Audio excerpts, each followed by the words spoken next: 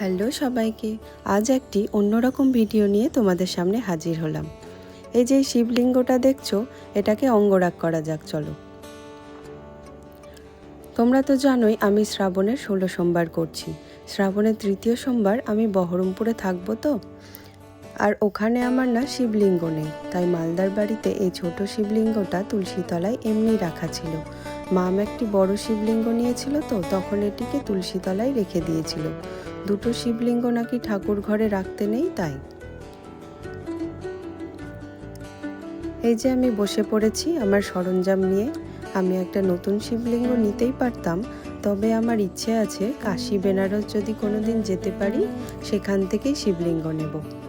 তাই আপাতত এই ঠাকুরটাকেই নিয়ে যাই।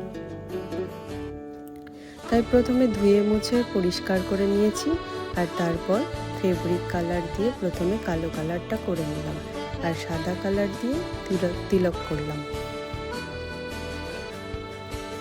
আর শিবলিঙ্গ তো জল টল পড়বে, তাই বার্নিশ দিয়ে দিলাম।